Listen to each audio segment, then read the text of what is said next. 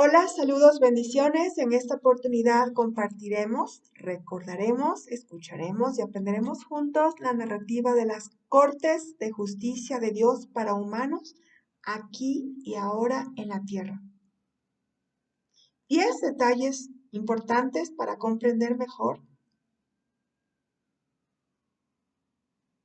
las Cortes Celestiales de Dios. 1. Juez. En todo proceso visible entre humanos o en lo sobrenatural, tenemos un juez siempre.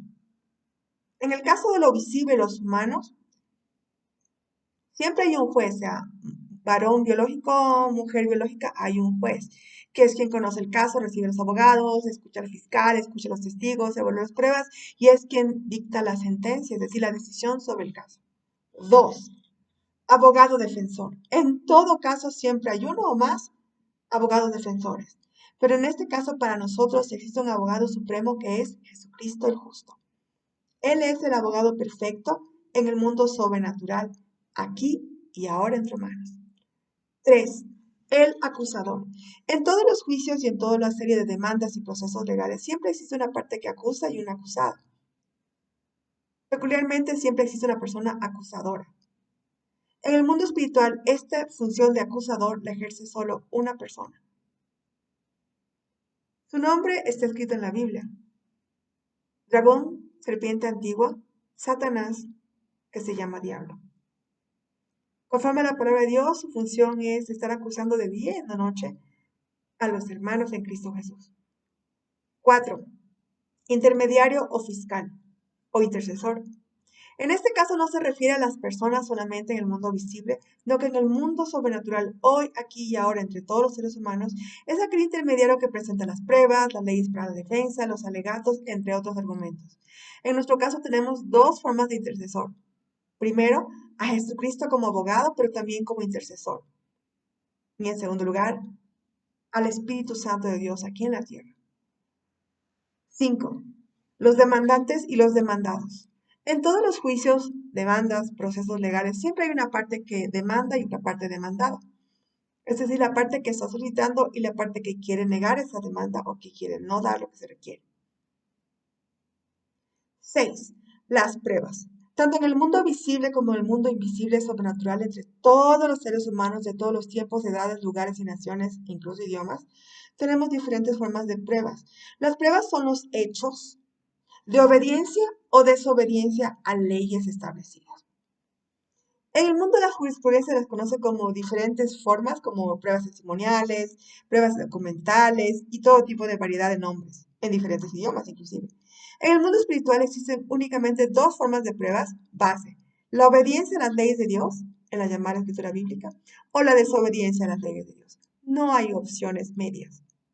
O hay obediencia o hay desobediencia. Y para eso necesitamos conocer qué dice la palabra de Dios.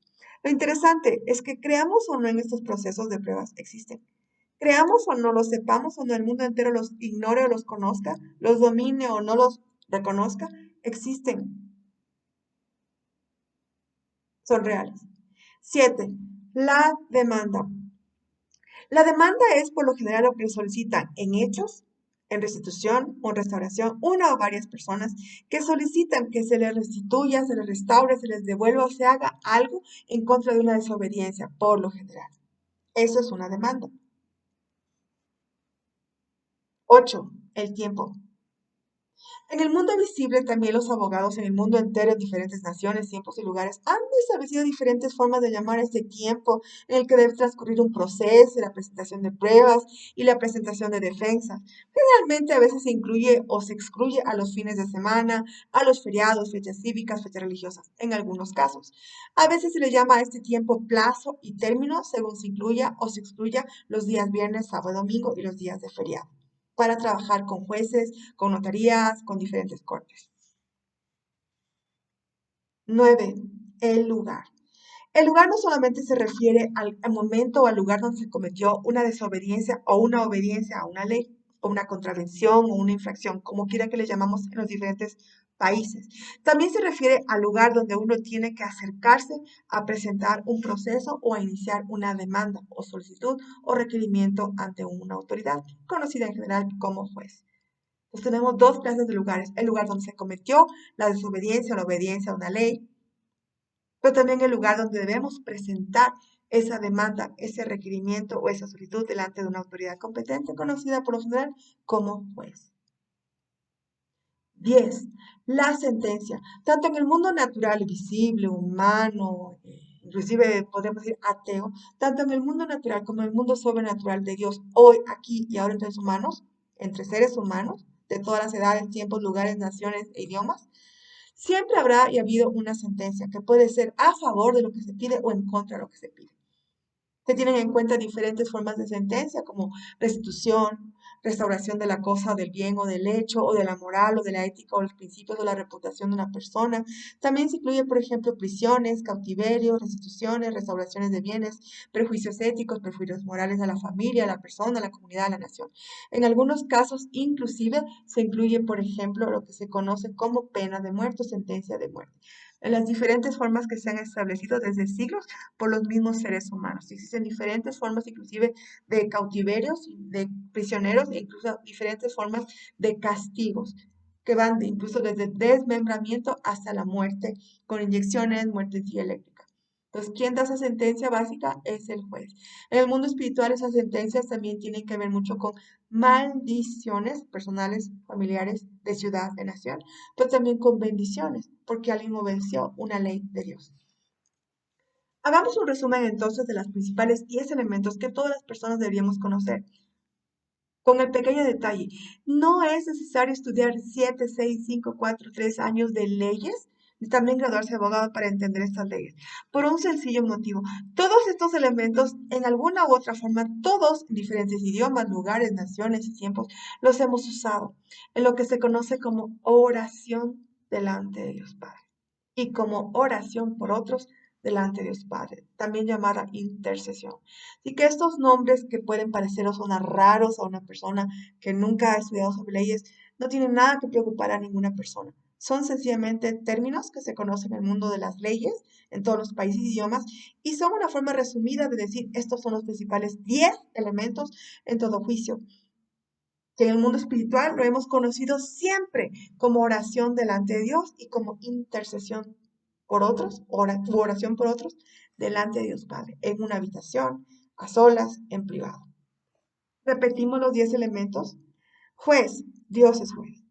Abogado defensor, Jesucristo, la única forma, el único camino. El acusador, dragón, Satanás, diablo, serpiente antigua. Ese es su nombre.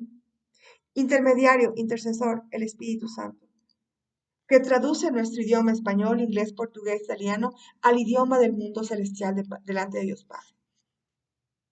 Demandante y demandado. Si nosotros somos los que pedimos, podemos convertirnos nosotros en los demandantes.